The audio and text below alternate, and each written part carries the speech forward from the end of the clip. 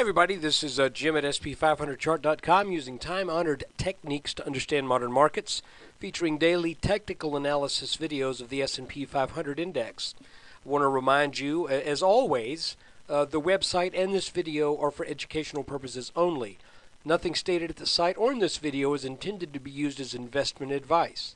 I can draw lines on charts, but you have to draw your own conclusions from your own research and make investment decisions that are suitable for your personal financial situation.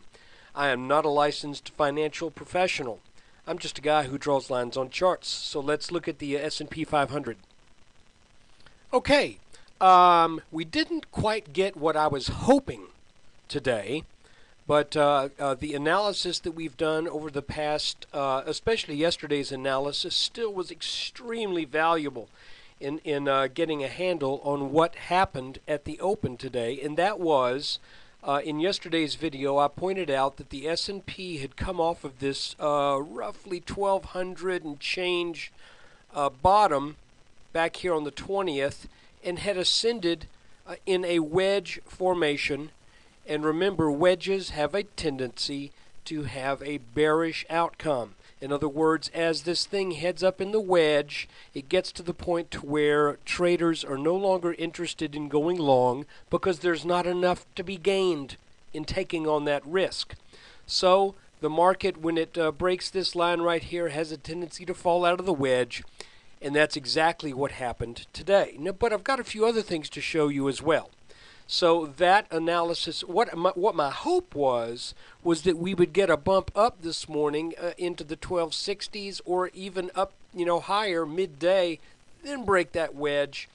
But there's no way. You can't tell when it's going to break. You just know that the tendency is an ascending wedge usually breaks to the downside. We got that at the open. So, on strength today, when we got this first little pullback here, I went short and went ahead and held it through that peak right there, thinking we're probably going to make a possibly a bear flag. But I went ahead and closed that out right on this touch right here. Where was that? Around 1237 or so. So that was a decent little trade. And then I watched this pattern develop, not knowing honestly if it was going to go up or down when it resolved. You can see what I was looking at here. Basically, I was looking at this as a triangle. Of course, I realized that triangles have a tendency to resolve downwards, but I was thinking the whole while, there's a possibility this son of a gun could go up and retest this line up here. So I waited for a signal, and that signal was a breakdown out of this pattern. It pulled back, and then I am currently short again. So we'll see what happens. It's a smaller position than what I did early this morning, but I didn't want to get too rambunctious because I know we're expecting some news out of Europe, and quite frankly, who knows what's going to happen. So the markets are capable of being whipsawed by news right now, so I took the gain this morning and then put about half as much money to work again when we broke down out of this pattern right here. So, but let's look at this on a 10-minute chart, and I want to show you that what we've been seeing throughout this whole past couple of weeks is we've been identifying one bottom, top, bottom, double top, inverse head and shoulders, triangle, inverse head and shoulders up here. And now I believe what we may be looking at in the short term, and it's not a perfect one, it's a little funky looking, but I'm thinking we got ourselves a little head and shoulders right here. If that is the case, then what do? Oops, we pick the line tool and we measure the top of this pattern to the neckline, which is about that. And so I'm saying that the minimum we get out of just that little pattern is something in the low 12 teens, 12, 13, 12, 14, something like that. Call it the mid 12 teens. That's what this pattern alone should be bringing the markets. Now, if it continues on down and we take out this blue line right here, then I'm thinking there will be some significant weakness, and that we will at least come down to test this orange line wherever that may be in the future. If that blue line gets taken out, that's where I would expect it to go. So let's just kind of watch this together. You can see that that really this pattern, despite the craziness and the strangeness of it, it got over this top line a little bit today, and I'm going to show you another interesting thing. Remember that top blue line that held the markets in check for a long time?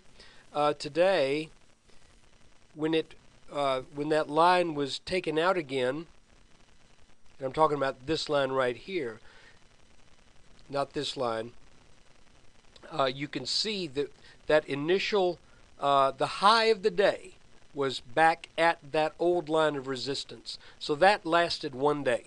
Getting over that blue line lasted a whole day, and now it looks like we are headed down at least to the low 12 teens, low to mid 12 teens, and if that breaks, then I think we probably head on down and get back down to this blue line.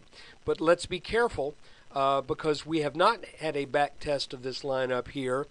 And if we suddenly see some strength that looks kind of strange and peculiar, realize that with the kind of volatility we've been having, I wouldn't say any possibility is completely off the table at this point. But today, clearly, this wedge seems to be working. And by the way, just so you know, in case you don't already, these wedges have a strong tendency to take the levels down to the level that existed before the wedge formed. So that again kind of tells us that I'm thinking we get into that 12.15 or lower, 12.05 perhaps, before there's some support. And again, if we get down there, remember, support is there. Why? Think about support. Support is always there to eventually get taken out. It will produce bounces, eventually gets taken out. Same with resistance. So that's kind of what I have for today. And I want to thank you. If you're watching this on October 25th, that means you got a heads up on this on the 24th. And so I hope you played that right. And I hope you were kind of aware of this pattern as things happened today. And if you're not a member, if you're looking at this on the 26th after the close, and just hypothetically, if you're looking at this and the S&P lost more ground on the 26th, then all I got to say to you is, if you'd been a subscriber, you probably could have paid for a year's subscription if you were long this market up here on the 24th. So look, my sincere wish for everybody is that you make some money. You don't have to make a killing, but that you just do something good with your investment, and that you are learning something from these videos, whether you're a subscriber or not. There's always something to be taken away from looking at these charts. So thank you for taking the time out of your day to watch this. And please come spend a little time with us at sp500chart.com. And remember, for less than a price of a cheap cup of coffee per day, you can get a daily, well, I say daily, let's say 95% of the time, there will be a video for you to view after the close every trading day. It's $19.95 per month, and every subscription starts with a 2-week trial for $4.95. Thanks for watching. Take care.